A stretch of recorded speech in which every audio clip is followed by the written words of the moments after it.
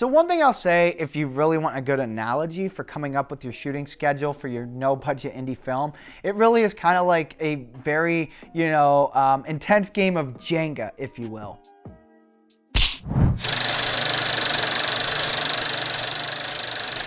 Welcome back to How to Make Your First Feature Film right here on the Franz Productions YouTube channel, where I'm going to chronicle my journey of making my first feature film and all of the ups and downs, having very little resources.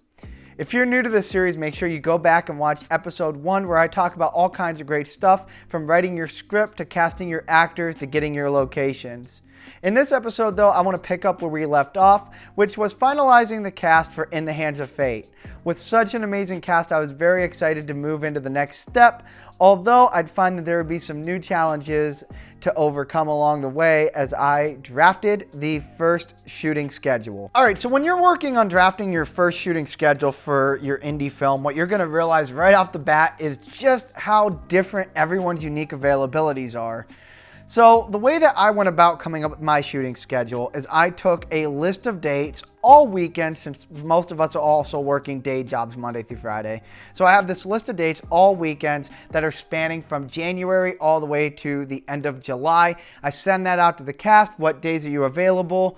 And it comes back and, it becomes a challenge to try to match up some of these dates. Well, I would definitely say the biggest challenge with a shooting schedule would be trying to get all the actors that you need at the same time, because obviously they're doing other things. A lot of actors that are like local independent actors are also auditioning for parts in other movies, and there could be 3, 4, 5 different movies that a lot of your actors are in that'll have conflicting schedules to that of your own. That what he did good when he went to create the shooting schedule is the fact that he did it so far in advance, so that way there he could grab them actors up ahead of time before they ended up doing other projects that would have clashed with what already they might have had going on. I'd say that's one of the biggest challenges in pre-production, but it's an understandable challenge because as someone who's not able to pay and everyone's helping out, just volunteering their talent, naturally as an actor, you're going to prioritize your paid roles, and you're also going to be trying to get your name out there, trying to get in as many movies as possible. But as an indie filmmaker, it's just a challenge that you have to be prepared for, to know to work around it. And then not only that, but now you got to match them up with a location that you can use at that same time. I was very fortunate within the Hands of Fate that talking to the location owners, I didn't have any conflicting dates, comparing that to the schedule from the availability sheet to the schedule of what we have with the locations. Fortunately, everything matched up, but I was prepared to shift some things around should it have not matched up. So in the event that one of the locations wouldn't have been available to accommodate on the same day as I was able to get the cast I needed for that location, I would have had to then go back through the actors' availability and try to find another day that might have also then worked with the location, bring that back to them. Out of everything I've seen so far in getting the movie ready, that's definitely the biggest challenge. So one thing I'll say, if you really want a good analogy for coming up with your shooting schedule for your no-budget indie film, it really is kind of like a very, intense game of Jenga, if you will. Then he went on to pull in crew, which that can be a little bit tough too for the same reasons. When it came to crew, I took a little bit different of an approach than what's traditional in film.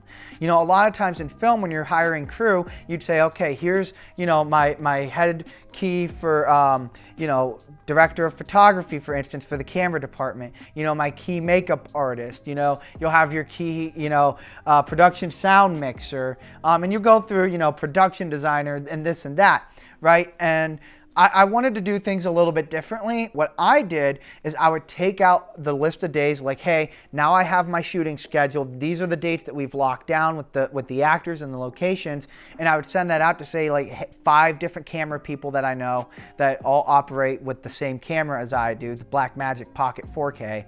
So I'd send that out to all those guys. I'd send it out to the sound guys I like to work with. And in some cases I heard back pretty quickly. Other cases I found that, it's hard to schedule crew that early in advance, because a lot of the people that help out on my film are other filmmakers, for instance, and they have their own projects and other people that they're helping on their projects too. And so when I send out a shooting schedule in November and the first date isn't until March, there's a little bit of hesitation to instantly signing on to commit to different dates. And so what I found is that it was much more beneficial to work with the rotating crew by saying, hey, I'm going to reach out to this person and say, hey, are you good for this day, and this day? And when you're not throwing like 17 days at them, and you're maybe say throwing like 3 days at them that are like 3 of the earliest days and saying, hey, I'll get back to you for, later dates on the schedule, it becomes easier to balance and coordinate that. He got pretty lucky so far. I mean, he's gotten really great crew, and he's been able to fulfill everything so far. So now with the shooting schedule in place, in pre-production, my next step was to actually go out and purchase things, whether that was props, wardrobe, set dressing, if there was any, things for makeup that I needed to buy for the makeup artist. That was really the next step. One thing I thought that Sam did right was he went ahead and did this way far in advance. So it's sort of like put into 3 categories. The first category, when you're needing props or you're needing any kind of clothing that they might need to wear specifically, is, do we have anything around the house? We have a lot of stuff around the house, so some things I didn't even need to buy. It was more of a matter of like going through the house and finding them, and then it would go from there to now, okay, now this is what we already have, but I still need, X, Y, and Z items. The next thing you do is, if you don't have it, then you head to thrift stores. Or I would also say garage sales, but since this was done in the wintertime, it was mainly going to thrift stores. And then you look, and we found stuff that we needed there. And you'd be amazed, a lot of wardrobe items I was able to, purchase at thrift stores. Some items, if we weren't able to get them, like for instance, my prop guns, I ordered on Amazon. But that would be a last resort. There would be some wardrobe items I'd get on Amazon, but I'd always like work my way down from, what's the cheapest to then, okay, now let's order some stuff online that's like the leftover, like miscellaneous. Hey, I can't find this at a thrift store, like obviously like the prop guns. So it does save you a lot of money, because if you can get it from somebody, or you have it around your house, or you can buy it extra cheap, you go that route first. Well, while working through this process of, getting the schedule, buying all of our props and set dressing, buying all the wardrobe, I was also going back and forth with the cast about setting rehearsal dates, setting a table read, and really getting, everything in motion as we started to get closer and closer to the first day of production. But I feel like I've talked enough in this video, and I really want the key takeaways to be on, finding a shooting schedule that works with your cast and your locations, finding crew that's able to help, and being able to rotate crew members to make getting that schedule, just a little bit easier, of a balancing act when you're working around tight availabilities. And then the third piece of advice is just, when you're breaking down your script and taking out, each line item, anything that you have to get, everything that you have to purchase beforehand, just knowing that, you want to start and think financially, what's the cheapest way I can acquire this, because not everything is going to be something you got to spend big money on, like if you need a backpack, maybe you have one of your old school backpacks and you can, dig through old stuff and then, have that ready to go. Maybe you do have to buy some stuff online. And it's a matter of seeing like how much money do you have, and especially if it's not much, what are you going to prioritize, adding production value by spending a little bit more online, and where are you able to compromise and find that middle ground for other items that you can still have that are nice, but maybe not as expensive as if you were to go buy it new. So I think that's kind of the main points for today's episode.